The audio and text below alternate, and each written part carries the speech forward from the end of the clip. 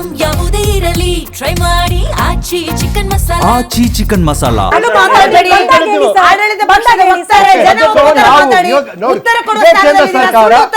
ಕೇಂದ್ರ ಸರ್ಕಾರ ಕರ್ನಾಟಕಕ್ಕೆ ಕಳೆದ 3 ವರ್ಷದಲ್ಲಿ 16 ಪ್ರಶಸ್ತಿನ ಕೊಟ್ಟಿದೆ ಬಿಎಂಟಿಸಿ ಮತ್ತೆ ಕೆಎಸ್ಆರ್ಟಿಸಿಗೆ. ಯಾಕೆ ಕೊಡ್ತು? ಕರ್ನಾಟಕದ ಸಾರಿಗೆ ಉತ್ತಮವಾಗಿದೆ, ಕರ್ನಾಟಕ ಸಾರಿಗೆ ಸೇವೆ ಚೆನ್ನಾಗಿದೆ ಅಂತ ಹೇಳಿ. ಕರ್ನಾಟಕ ಸಾರಿಗೆ ಅಭಿವೃದ್ಧಿ ಬಗ್ಗೆ ಮಾತಾಡೋದು. ಇನ್ನೊಂದೇ ನಿಮಿಷ.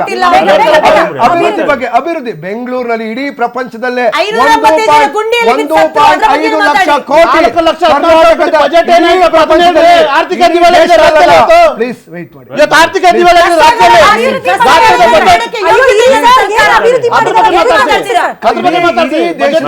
ಇಡೀ ಪ್ರಪಂಚದಲ್ಲಿ ಹೈಯೆಸ್ಟ್ ಡೆವಲಪ್ಮೆಂಟ್ ಕರ್ನಾಟಕದಲ್ಲಿ ಬೆಂಗಳೂರಿನಲ್ಲಿ 1.5 ಲಕ್ಷ ಕೋಟಿ ಡೆವಲಪ್ಮೆಂಟ್ ನಡೀತಾ ಇದೆ. ಮಾತಾಡ್ತಾ ಇದ್ರು ಆಸ್ಪತ್ರೆಗಳ ಬಗ್ಗೆ ಮಾತಾಡ್ತಾ ಇದ್ರು. ಆಕ್ಸಿಜನ್ ಕೊಡ್ತೀರಾ ಕೊಲೆ ಮಾಡಿದ ಸರ್ಕಾರ ಯಾವುದು? ಇದೇ ಚಾಮರಾಜನಗರದಲ್ಲಿ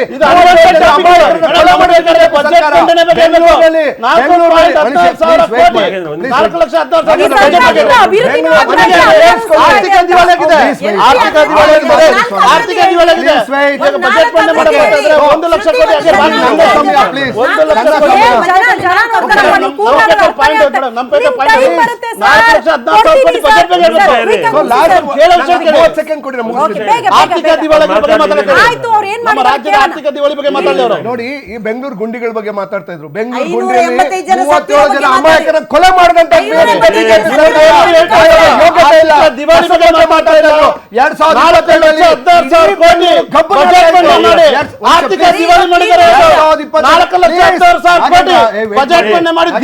ರಾಜ್ಯ ಇವತ್ತು ನಾವು ಬೇಕಾದ ಪ್ರಶ್ನೆ 4,16,000 ಕೋಟಿ ಬಜೆಟ್ ಮಂಡನೆ ಮಾಡಿ ಆರ್ಥಿಕ ದಿವಾಳಿ ಮಾಡಿದ್ದಾರೆ. ಅದು ಬಗ್ಗೆ ಅದು ಬೇಕಾದ್ರೆ ನಿಮಗೆ 4,16,000 ಕೋಟಿ ಬಜೆಟ್ ಬಗ್ಗೆ ಆರ್ಥಿಕ ದಿವಾಳಿ ಅದ್ರ ಬಗ್ಗೆ ಬೇಕು ನಿಮಗೆ. ಅದ್ರ ಬಗ್ಗೆ ವಿವರಣೆ ಕೊಡಿ. 2022ರಲ್ಲಿ ಇದೇ ಬಿಜೆಪಿ ಸರ್ಕಾರ ಇದ್ದಾಗ ಇಡೀ ಬೆಂಗಳೂರು ಗಬ್ನಾರ್ತಾ ಇತ್ತು.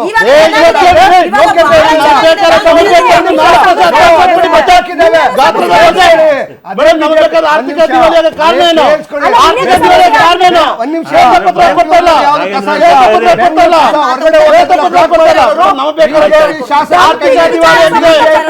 ರಾಜ್ಯ ಆರ್ಥಿಕ ದಿವಾಳಿಯಾಗಿದೆ. ಬಿಜೆಪಿ 4,16,000 ಕೋಟಿ ಬಜೆಟ್ ಮಂಡನೆ ಮಾಡಿ ಆರ್ಥಿಕ ದಿವಾಳಿಯಾಗಿದೆ. ಯಾವ ಸಬ್ಜೆಕ್ಟ್ ಮೇಡಮ್ ಆರ್ಥಿಕ ದಿವಾಳಿ ವಾಪಸ್ ಬರ್ತೀನಿ, ಮತ್ತೆ ಟೈಮ್ ಕೊಡ್ತೀನಿ. ಕಾಂತಿ ಮ್ಯಾಮ್ ಹೇಳಿ. ಹೊತ್ತಿನಿಂದ ಅವರು ಮಾತಾಡ್ತಾನೆ ಇದ್ರು. ಆಡಳಿತ ಪಕ್ಷದ ವಕ್ತಾರಿದ್ದೀರಾ, ಉತ್ತರ ಕೊಡೋ ಸ್ಥಾನದಲ್ಲಿದ್ದಾರೆ. ನೀವು ಪ್ರಶ್ನೆ ಕೇಳೋ ಸ್ಥಾನ ಅಲ್ಲ. ನೀವು ಹೇಳಿದ್ ನೀವು ರಾಜ್ಯ ಬಹಳ ಸುಭಿಕ್ಷವಾಗಿದೆ, ಎಲ್ಲಾ ಏರಿಯಾದಲ್ಲೂ ಬಹಳ ಚೆನ್ನಾಗಿದೆ, ಎಲ್ಲಾ ಆಸ್ಪತ್ರೆಗಳು ಚೆನ್ನಾಗಿದೆ, ಎಲ್ಲಾ ರೋಡ್ಗಳು ಚೆನ್ನಾಗಿದೆ, ಗುಂಡಿಯಲ್ಲಿ ಬಿದ್ದು ಯಾರು ಸತ್ತಿಲ್ಲ. ನಿಮ್ ಪ್ರಕಾರ ಶ್ರುತಿ, ನಾವು 10 ಕಿಲೋಮೀಟರ್ ಇಲ್ಲಿಂದ ಹೋಗೋಣ, ಗೊತ್ತಾಗುತ್ತೆ ರಾಜ್ಯದ ಪರಿಸ್ಥಿತಿ ಏನಾಗಿದೆ ಅಂತ ಹೇಳಿ. ಬೆಂಗಳೂರು ಹೈಯೆಸ್ಟ್ ಟ್ಯಾಕ್ಸ್ ಕೊಡುವಂತ ಊರು. ಬೆಂಗಳೂರಿನ ಕಲೆಕ್ಟ್ ಆಗಿರೋ ಟ್ಯಾಕ್ಸ್ ಅಲ್ಲಿ 1% ಬೆಂಗಳೂರು ಖರ್ಚು ಮಂಗಳೂರಿಗೆ 1,800 ಕೋಟಿ ಕೊಟ್ಟಿದ್ದೀವಿ, ಪುತ್ತೂರಿಗೆ 1,800 ಕೋಟಿ ಕೊಟ್ಟಿದ್ದೇವೆ,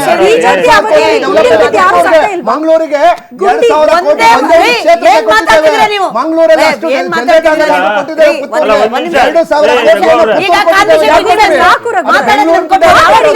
2,000 ವರ್ಷ ಮುಗಿತು. ನೋಡಿ, ಮೂಲಭೂತ ಸೌಕರ್ಯ ಇಲ್ಲ, ಮೂಲಭೂತ ಸೌಕರ್ಯಕ್ಕೆ ಒತ್ತು ಕೊಡ್ತಾ ಇಲ್ಲ. ಜನರಿಗೆ ಬೇಕಾಗಿರುವ ಆಸ್ಪತ್ರೆ, ಹೆಲ್ತ್, ಶಿಕ್ಷಣ ಇದರ ಬಗ್ಗೆ ಒತ್ತು ಕೊಡ್ತಾ ಇಲ್ಲ. ಸರ್ಕಾರಿ ಶಾಲೆಗಳು ಬಂದಾಗ್ತಾ ಇದೆ. ಅಷ್ಟು ಒಂದು ಏಕೋಪಾಧ್ಯಾಯ ಶಾಲೆಗಳ ಪರಿಸ್ಥಿತಿ ಹೀನಾಯವಾಗಿದೆ. ಕನ್ನಡದ ಜನರ ಬಗ್ಗೆ ಇವರಿಗೆ ಒಂದು ಸ್ವಲ್ಪನೂ ಕಿಂಚಿತ್ತು ಅವರಿಗೆ ಯೋಚನೆನೇ ಇಲ್ಲ. ಅವರ ಕುರ್ಚಿಯ ಕಾದಾಟ, ಅವರಿಗೆ ಎಲೆಕ್ಷನ್ಗೆ ಏನ್ ಮಾಡಬೇಕು, ಅವರ ಅಫೀಸ್ಮೆಂಟ್ ಪೊಲಿಟಿಕ್ಸ್ ಬಿಟ್ರೆ. ನೋಡಿ, ನಾನು ಹೇಳೋದು, ಮುಸಲ್ಮಾನರಿಗೆ ಅವರು ಬಡ್ಡಿ ಮನ್ನಾ ಮಾಡಿದ್ದಾರೆ, ಸಂತೋಷ, ನಾವು ಅದ್ರ ಬಗ್ಗೆ ಖಂಡಿತ ಆಕ್ಷೇಪಣೆ ಇಲ್ಲ. ಅವ್ರು ದೇವರಾಜ ಅರಸು ನಿಗಮ ಏನ್ ಮಾಡಿದೆ, ಅಂಬೇಡ್ಕರ್ ನಿಗಮ ಏನ್ ಮಾಡಿದೆ, SC ST ಅವರ ದುಡ್ಡು 25,000 ಡೈವರ್ಟ್ ಮಾಡಿದ್ರು. ನೋಡಿ, ಈ ಸರ್ಕಾರ ದುಡ್ಡಿಲ್ಲ ಅಂತ ಹೇಳಿದ್ರೆ 4,16,000 ಕೋಟಿಯಲ್ಲಿ 56,000 ಬದಿಗಿಟ್ಬಿಡಿ ಶ್ರುತಿ, ಗ್ಯಾರಂಟಿಗಳಿಗೆ ಕೊಡಿ, ನಮ್ಗೇನ್ ಬೇಡ ಅಂತ ಹೇಳಲ್ಲ. ಅವರು ಒಪ್ಕೊಂಡ್ ಬಂದಾರ, ಕೊಡ್ತಾರೆ.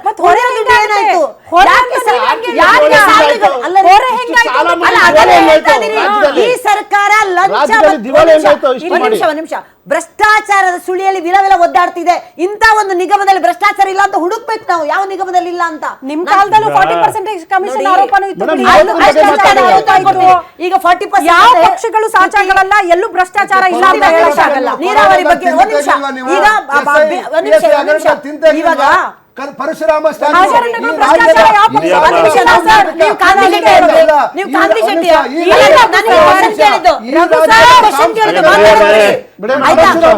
ಪರಶುರಾಮ ಅವರು ಮಾತಾಡಿದ್ದೀರಾ ಸರ್? ಆಯ್ತು, ನಾನು ಅದನ್ನೇ ಕೇಳ್ತಾ ಇದ್ದೀನಿ.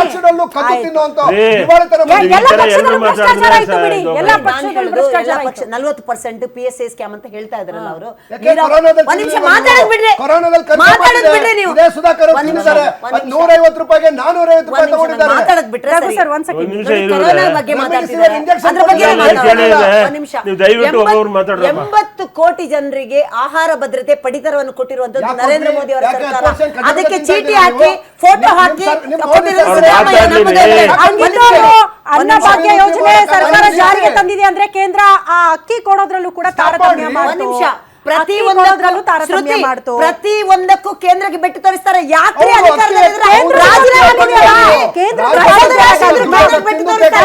ಕೇಂದ್ರದ್ದು ಪಾಲಿತಲ್ವಾ?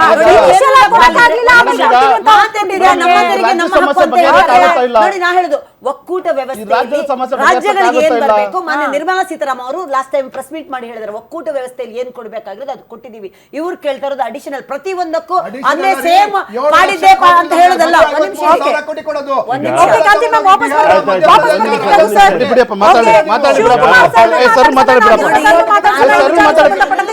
ನಿಮ್ಮೂರಿನಿಂದ ವಿಶ್ವ ಮಟ್ಟದವರೆಗೆ ರಾಜಕೀಯ, ಸಿನಿಮಾ, ಸ್ಪೋರ್ಟ್ಸ್ ಯಾವ ಸುದ್ದಿಯೂ ಮಿಸ್ ಆಗಲ್ಲ. ಬರೀ ಸುದ್ದಿಯಷ್ಟೇ ಅಲ್ಲ, ಜೊತೆಯಲ್ಲೇ ಇರುತ್ತೆ ವಿಶ್ಲೇಷಣೆ. ಗ್ಯಾರಂಟಿ ನ್ಯೂಸ್ ನ ಸಬ್ಸ್ಕ್ರೈಬ್ ಮಾಡಿ, ಫಾಲೋ ಮಾಡಿ, ಕ್ಷಣ ಕ್ಷಣದ ಅಪ್ಡೇಟ್ಸ್ ಪಡೆಯಿರಿ.